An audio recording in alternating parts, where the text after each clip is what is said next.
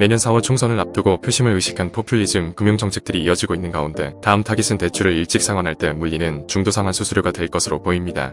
내년 1월 대출 차주들의 이자 부담을 낮춰주기 위한 주택담보대출 대환대출 인프라 가동을 앞두고 대출 갈아타기 시 걸림돌이 될 수 있는 중도상환 수수료에 대한 손질이 불가피하기 때문입니다. 7일 금융권에 따르면 김주현 금융위원장은 전날 은행연합회 등 6개 금융협회 회장단과 가진 간담회에서 중도상환 수수료 감면을 언급했습니다. 고금리 시기 상환 부담이 높은 차주들이 대출 상환, 대환대출 등을 원활히 할 수 있도록 중도상환 수수료에 대한 손질을 예고한 것입니다. 중도상환 수수료는 만기가 도래하기 전 대출금을 갚는 차주에게 부과되는 해약금으로 통상 대출금의 1% 안팎이며 대출 후 3년이 경과한 시점에선 사라지게 됩니다. 국회 정무위원회 소속 이의동 국민의힘 의원이 금융감독원으로부터 받은 자료에 따르면 지난 2020년부터 지난해까지 3년간 국내 16개 은행이 거둬들인 중도상환 수수료 수입은 약 9,800억 원으로 집계됐습니다. 이에 은행들이 거둬들이는 중도상환 수수료가 과도하다는 지적이 줄곧 제기되었고, 특히 내년 1월 개시되는 아파트 주담대, 전세대출 대환대출 대국민 서비스를 앞두고 중도상환 수수료 감면에 대한 은행권의 압박이 거세질 것으로 점쳐집니다. 주담대 전세대출 대환대출 인프라가 열리면 대환대출 전 과정에서 영업점 방문 없이 스마트폰으로 손쉽게 자신에게 가장 유리한 대출을 찾아 대환을 신청하고 신규 대출 실행 즉시 대출 이동이 완료되는 등 기존 대환 이용의 핵심적인 불편이 모두 해소될 것으로 기대됩니다.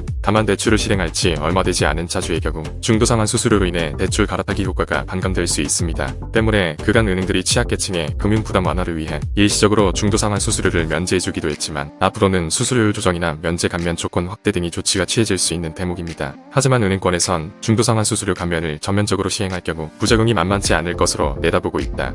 이미 중도상환 수수료를 덜어낸 비대면 대출과 달리 오프라인 대출은 그에 따른 부대 비용이 발생하는 까닭입니다. 통상 대출이 시행되까지 여신 취급 시 발생하는 감정비, 설정비 창구를 통해 신청하는 경우 발생하는 인건비 등 비용이 발생합니다. 여기에 조달기간과 여신기간 불일치로 인한 금리 차이 등으로 추가 비용이 발생하는데 중도상환 수수료는 이에 따른 손해보상의 성격이라는 지적입니다. 은행권 관계자는 비대면, 신용대출만 놓고 봤을 땐 시중은행 모두 중도상환 수수료를 받지 않고 있지만 오프라인 창구에서 취급된 대출의 경우 비용이 발생하는 만큼 이에 대한 위약금의 성격으로 중도상환 수수료가 붙게 된다며 중도상환 수수료의 전면적인 폐지보단 수수료율 조정이나 면제 감면 조건을 확대하는 방향이 될 것으로 보인다고 말했습니다. 유용하게 보셨다면 구독, 알림 설정 부탁드려요.